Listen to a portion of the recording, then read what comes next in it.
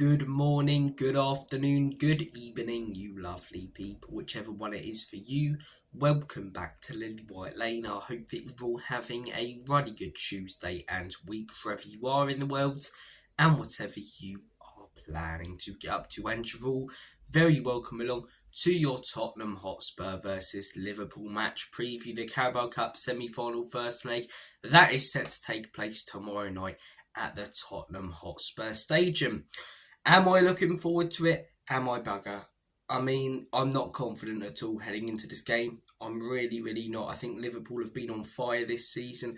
They're an unbelievably tough team to beat. Only one side's done it, and that's Nottingham Forest. They're extremely well organised and solid defensively, which is the opposite of what Spurs have been this season, and especially recently. So, I think we're going to need quite a bit of luck tomorrow night to even get a result, let alone a win. We're going to need, as I say, Liverpool to miss big chances, and we're going to need to take advantage of the chances that we get, because we will create them. We will create them, but we need to finish all of them because of the amount that we concede. So I think it will be an entertaining game for the neutral. For the Spurs fan, I do think it could be quite painful. I've seen a lot of Spurs fans saying, oh, we'll be okay, Liverpool rest players.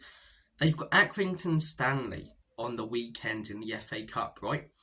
It's a third round game in the FA Cup, and they're playing against League One opposition, I believe, Stanley. Or they might be League Two. I should follow the lower leagues more than I do right now, in all honesty. Why would they rest players in this game for that game, instead of, as I say, playing their best 11 or a closer team to their best 11 in a semi-final first leg away from home, than a third round game in the FA Cup against opposition who are leagues below them, quite literally? You know, I really don't see Liverpool resting players. And even if they do rest a few players, you know, it's not like Spurs. Heung-min Son comes out, Timo Werner comes in. You know, Richarlison comes in over Solanke. No, you lose someone like a Gakpo, Nunes comes in. You lose someone like a Salah, Jota comes in. They've got so much threat, so many top quality players. I'm like a Chiesa, who we've barely seen this season, plays for them, you know. They've got a lot of options, a lot of squad depth. Arne Slot's doing a fantastic job at that football club this season. And yeah, we're going to need a lot of things to go our way, in my opinion, to get a result against them. I mean, you look at our last three games against them, right? Most recent one, the 6-3 at home. Spurs fans were commending us for that performance. Why? Because we scored 3 goals when the game was pretty much over. You know, where were those goals? Where was that fight when the game was on? It wasn't there. Liverpool were ripping us apart and bashing us like a haddock down your local fish and chippy.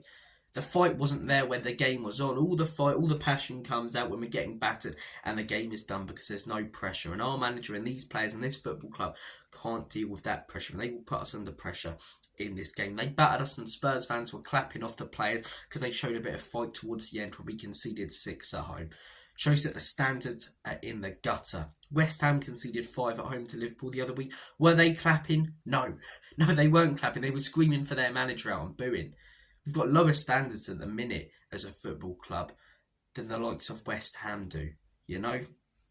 It's embarrassing, to be honest.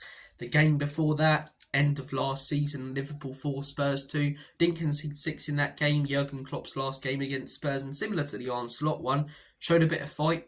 But it was when we were 4-0 down. It was when the game was over. That fight wasn't there when it was 1-0 or 2-0 or 3-0 or the game was on and up for grabs. We showed a bit of fight towards the end. Players got clapped off. I reserved my judgment on the manager towards the end of last season, although things were frustrating because I said I want to see what happens in his second season. Second season convinced me he's not the man for the job for a number of reasons. Check out my video on Spurs being a mess and the countless ones where I talk about Ange Postecoglou in match reactions and match debriefs. I really think this guy has to go, and it's hugely underachieving. The game before that, though, we got a win against Liverpool. A very clean win. You know, nothing controversial happened in that game that gave us the win, did it? We just completely outplayed them. I mean, obviously I'm being sarcastic. It was the Luis Diaz game where he was offside. Well, he wasn't offside, but it was given as offside. That was a disgraceful decision. I mean, fair play. We played better in that game than the last 2 against them. I think a fair result would have probably been a draw, in all honesty. But yeah, that goal should have stood all day long, although they were down to 10 men and, you know, they're sending off, the goal being disallowed. That was just a mess of a game, wasn't it? It really was. Them going down to 9 men, I'm really not sure that both of them should have been a red. I think the Curtis Jones one was the second yellow, but yeah, I mean, you look at the other red card and you look at that goal. Got very lucky in that game. in all honesty. We really, really did. Look, we had some good results against them in the past, as I say, but in recent years it's not been fantastic. I remember that 2-2 draw under Antonio Conte. Played very, very well in that game. Should have won that, in all honesty. Had great chance after great chance after great chance. And then we had that period under Pochettino where we'd outplay them in a lot of games when they had Jurgen Klopp. And we'd have like 5 or 6 clear-cut chances that we wouldn't finish. And they'd be clinical and bury us and pick up the points time after time after time again. The best result I remember against Liverpool was that 4-1 though under Poch. The one-off win that we got under Pochettino against Liverpool. We were unreal on that day. We were absolutely excellent at Wembley. Harry Kane, Heung-min Son, Dele Alli, all just destroying Liverpool. That was a tactical masterclass from Pochettino, something that this manager is not capable of doing, in my opinion, against this Liverpool side. Look, in terms of, as I say, the starting lineup heading into this game, I think we will go as strong as possible. But it'll be interesting to see how strong we can go with the injuries. We've heard that a few players have been training, the likes of Richarlison. I hope if he does play someone like that, he plays on the weekend against Tamworth away. Obviously, you've got to take that game seriously still. And Tamworth might be looking at, our team, if we rest a few players, saying, "Hang on, lads, we can rough them up here and maybe try and get something." But still, if you're going to rest players in a game, do it on the weekend in the FA Cup. Don't do it in a cup semi-final, especially when this manager's come out and said, "I always win things in my second season." Go on then, mate, do it, because I don't think you can. Prove me wrong, and I will praise you, I will love you, and if Andrew Postecoglou wins a trophy at Tottenham Hotspur, I take back everything that I've said and keep him and give him more time. That's if, but I really don't think he's capable of doing so. We're coming up against Liverpool, who only a few weeks ago battered us 6-3 at home, and the first leg's at home, second leg's away from home. We're not going to beat them at Anfield, in my opinion. So we need to win this game, really. We need to win this game. As I say, going off on a tangent, I do apologise if I sound a bit groggy as well. I've had this bug on and off now for about 3-4 weeks. It's really doing my head in, making me feel constantly fatigued. Not nice stuff, in all honesty. Not nice stuff. But look, team lineup. Will he start Kinski? Well, we've heard that Kinski's been training, so I wouldn't be surprised. But I'd like to see Brandon Austin, and I think he might go with Brandon Austin. I think that'd be the right decision, Kinski looks a good goalkeeper. Start him on the weekend. What is there to lose? See what he's all about. But Brandon Austin just put in a fantastic performance. Commanded his box brilliantly. Made some great saves. Doesn't make me think he's the next generational talent at Spurs, like we always hype up our youngsters to be. No. But he's been praised by people in the academy for years. People who I talk to at the football club constantly go on about this guy. And on the weekend, he was fantastic. He really, really was. His shot stopping was brilliant.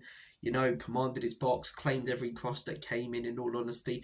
Not much more he could have done about the goals. I thought Brandon Austin was fantastic. And I think you should, as I say, play him in this game because of how well he performed in that one. If it's, a midfielder or something and they wouldn't work in this dynamic, fair enough. Different opposition requires different tactical changes, which this manager doesn't seem to understand. But Austin, as a goalkeeper, his responsibilities are going to be the same in that game as it's going to be in this game against Liverpool. Start him. He's earned it, in my opinion. He's earned it with Vicario out. The back four is going to be interesting. Who have we got fit? Who have we got fit? I think what it will likely go with is Pedro Porro. Destiny Udogie looks like he's got an injury for 10 weeks as well now. And he's ill, so double blow there with Destiny. So I think he'll probably start Spence at left wing back. Maybe Reguilon, in all honesty. I don't think Reguilon was terrible in our last game. Yeah, I think he'll start Reguilon, to be honest with you. I think Reguilon goes there. Centre-back partnership. Dragazin played on the weekend, only played the first 45, so hopefully he's recovered from that illness and is able to start. And I think he'll partner Archie Gray at the back. Those two, in all honesty, haven't been terrible. People say, we need our defenders back. Injuries are crippling our season. Injuries are an excuse. We've actually got a better defensive record with those two in recent weeks. So, they haven't been terrible. They haven't been terrible, Archie Gray and Radu Dragazin. Our record without crucial players and with crucial players, there's not much difference. Mickey Van de Ven and Romero come back. It's not going to suddenly change everything about. We had them too when we lost 4-3 to Chelsea. They should have never been rushed back in that game. We had them too when we lost 1-0 to Palace. We had them too when we lost 2-1 to Ipswich. Still lose games and concede stupid goals because of this system, no matter what players we have at the back. And in all honesty, they haven't been phenomenal, but I don't think Archie Gray or Radu Dragazin have been poor. Gray, he gets hyped up a lot. I don't think he's this next special talent, but I do think so far from what he's showing, he's able to be a solid player. So Gray and Drag is in as the centre-back partnership. Midfield 3. Will he start Maddison? He's been benching Maddison a lot recently. I really think Maddison's a player who's really being, let down by this manager, who, when he plays, is not being allowed to play to his strengths. Maddison's a player who thrives off space, playing in that cam role. He's not been able to do that under Ange Postecoglou. I think he'll bench Maddison again. I can see a midfield 3, in all honesty, of Bissouma, of Pape Matar Sarr, I think. And I think he will play Dejan Kulusevski with a front 3, in my opinion, of Brennan Johnson, Dominic Solanke up top. And on the left wing, I see him playing Heung-min Son, in all honesty. I hope it's not Timo Werner. I think Solanke definitely needs a rest, but, play a Richarlison, play a Werner, play someone like Odobert if they're fit and ready again on the weekend. Rest the best players that you have available on the weekend. Should Bergvall start? In my opinion, against some of the top opposition, he struggled. He's been out-muscled a little bit, and in that last Liverpool game, completely destroyed on that pitch. So, for me, that's the midfield 3 that I think Andrew will go with. And the midfield 3, as I say, that I wouldn't have too much of a problem with, but I would like to see James Maddison in there, in all honesty.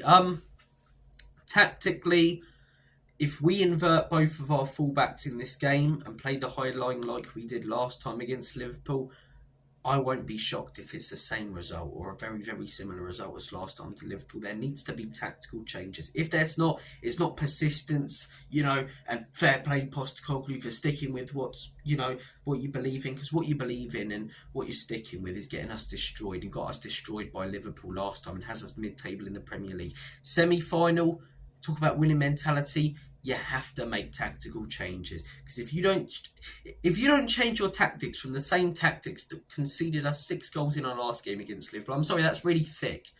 You look at the teams who have gotten results against Liverpool. Man United, brilliantly well organised on the weekend, which you haven't been able to say about them much this season, but they were fantastic against Liverpool. But the team that have just really impressed me, people say defensive football is boring. It's really not when you execute it well. Nottingham Forest are a perfect example of that. Dangerous on the counter-attack, quick. They caught Liverpool out, as I say, with the likes of Elanga, Hudson-Odoi going forward at Anfield, and defensively they just look so well structured. Do we have, as I say, right now, in my opinion, the defensive players that they do?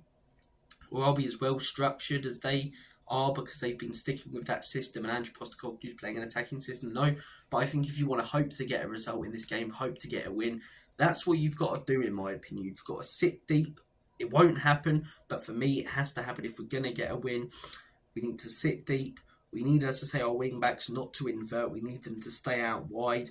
And in my opinion, we need our wingers to be clinical when they get chances and bomb forward and make runs, What will likely happen, though, is, in my opinion, is we sit on the halfway line, we invert both fullbacks or one fullback, play the same way that we have in a majority of games under this manager, and I can see us losing this. If we lose heavily, second leg, you may as well sack Postecoglou. I've been saying sack him for ages. One of the main reasons the owners are keeping this guy around is because, okay, he's got us, we're still in the Europa League, he's got us to a semi-final, give him a chance to, achieve these things, because top 4 of the league are way out of reach right now. So if we lose this game heavily, 3 goals, I'd say, you're not going to go to Anfield and score 3 goals. Even 2 goals. If we lose this game 2-0, 3-1, 4-2, you then need to score 3 at Anfield to beat them and not concede any. I don't see that happening. I really don't. I think we need a win in this game. I don't see us getting one. I think we'll play similar to the last game, and therefore I think we'll get a similar result. I am saying we're going to lose this game 5-2. 5-2 Liverpool. Brutal, yes. Could things change a little bit because it's in the Cup and maybe Liverpool are a little bit tired and they didn't look fantastic against Man United? It could, but even if they rest players, as I say, they've got so much danger on that pitch. And that team against Liverpool that we played, as I say, it's even weaker now than it was on the 22nd of December. So 5-2 to Liverpool for me. I'd love to be more optimistic, but I can't see it. I think the club's a mess right now. I think this manager's out of his depth. He's tactically inept. He's causing a lot of our injuries by not changing his system whatsoever, and I think Liverpool will take advantage of that. Slot did last time. He's a fantastic manager, the opposite of Ange Postecoglou. Tactically, he knows what he's doing. He changes against different opposition to get results, knows how to grind out wins, and also knows how to batter teams and take them apart.